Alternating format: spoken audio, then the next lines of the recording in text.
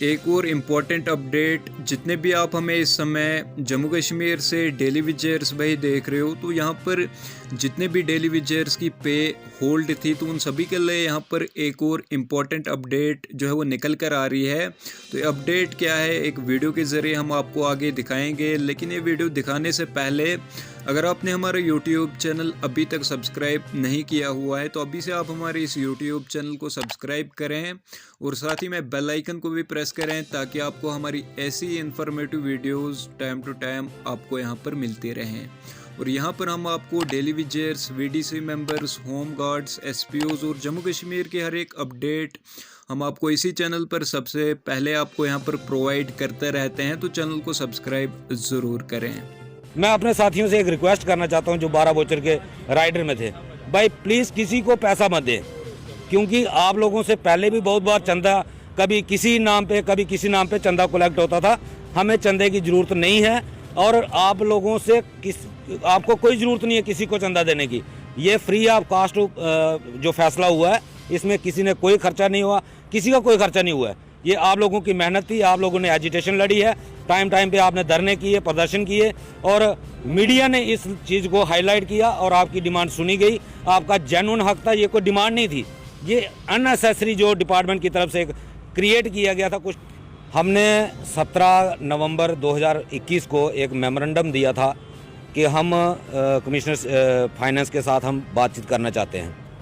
तो उन्होंने 21 तारीख को हमारे करतार दुबे जी, जिनको जो हमारे उनको कॉल आई थी कि आप 29 तारीख 4 बजे सेक्रेटरी में आके मुझसे मिल सकते हैं, जो भी डिस्कशन आप करना चाहते हैं वो कर सकते हैं।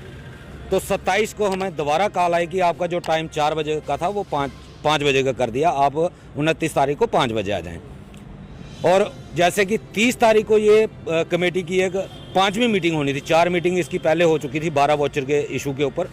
और 29 तारीख को जब शाम को हम सेक्टर के अंदर गए 5 बजे हमारी जब डुल्लू साहब से मीटिंग हुई, डुल्लू साहब को पूरा पॉइंट टू पॉइंट ब्रीफ करने के बाद उन्होंने हमारा जो मेमोरेंडम हमने उनको दिया था उन्होंने मार्क किया है। शादीलाल जो डायरेक्टर कोड हैं उनको मार्क किया। फिर हम उनके पास गए, उनके साथ मीटिंग हुई और उनको हमने पूरा ब्रीफ किया।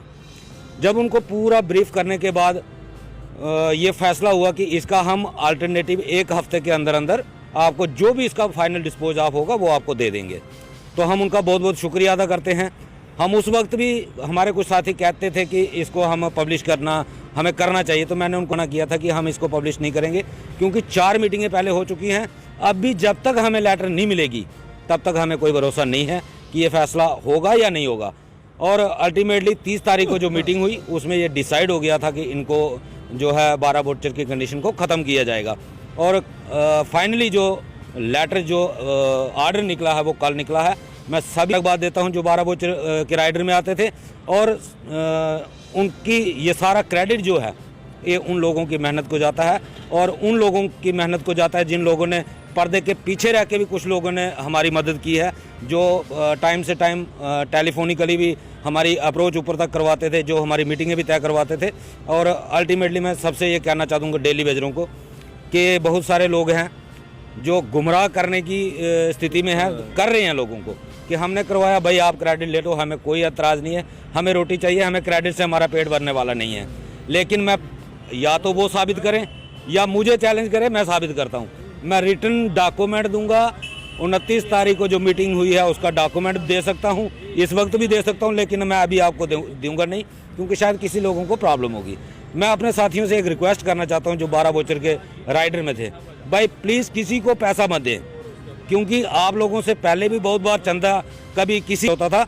हमें चंदे की ज़रूरत नहीं है और आप लोगों से आपको कोई ज़रूरत नहीं है किसी को चंदा देने की। ये फ्री ऑफ कास्ट जो फैसला हुआ है, इसमें किसी ने कोई खर्चा नहीं हुआ, किसी का कोई खर्चा नहीं हुआ है। ये आप लोगों की मेहनत थी, एजिटेशन लड़ी है, टाइम पे आपने धरने किए, प्रदर्शन किए और मीडिया ने इस चीज़ को हाईलाइट किया और आपकी गई।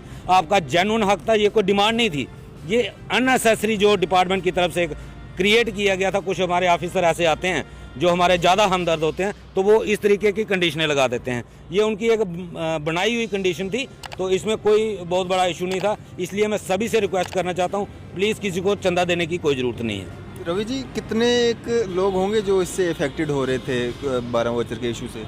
ये 1399 लोग थे, उनमें से 300 कुछ लोगों को जो है वो 4 महीने की वेजेस मिली थी कोविड के दौरान।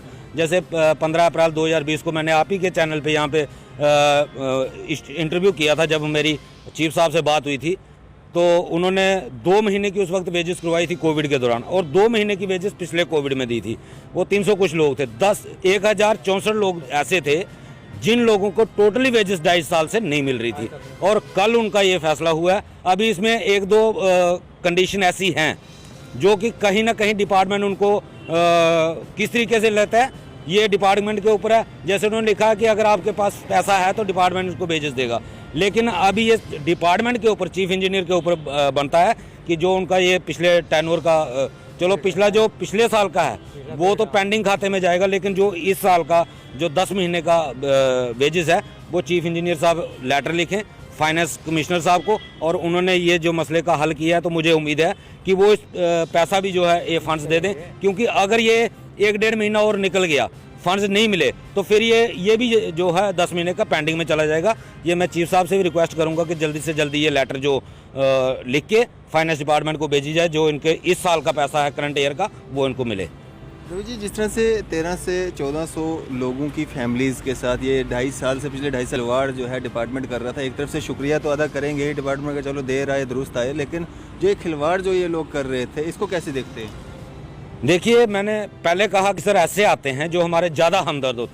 ये कहीं किसी डिपार्टमेंट का अंडर राइडर नहीं था, ये वही लोग जानते हैं जिन लोगों ने इस दौरान सफ़र किया है। एक तो ऊपर से इतना कोविड था, दूसरा कोई साधन नहीं था, लोगों के घर में राशन नहीं था, और हमारे बहुत सारे लोगों के आपने वीडियो भी देखे होंगे कि लोगों की ये हालत थी, उनके पतीले में नमक तक नहीं था, सब्जियों की तो बात छोड़ो, नमक नहीं था उनके पास।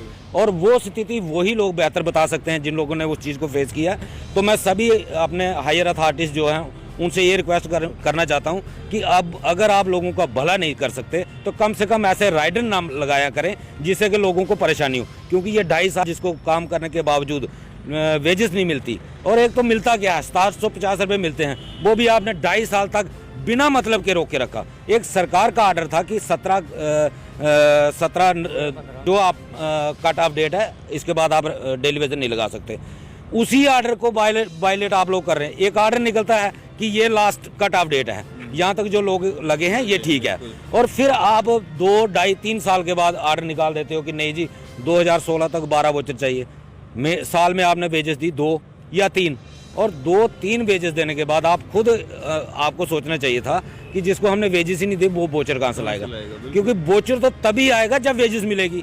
ट्रेजरी से वेजेस रिलीज ही नहीं हुई तो वोचर कहाँ से आएगा। तो इससे सामने ये जाहिर होता है कि ये अननेसेसरी क्रिएट किया गया था, और अगर ऑल डिपार्टमेंट के अंदर होता तो माना जाता कि ये सरकार की तरफ से है।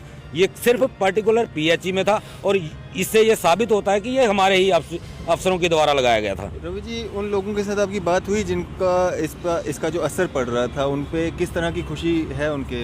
देखिए, लोग काफ़ी सारे खुश हैं, बहुत सारे रात को मैसेज भी आए, कुछ लोगों ने थैंक्स भी किया, और कुछ लोगों ने इसी उलझन में थे कि क्या ये सच है कि यह झूठ है।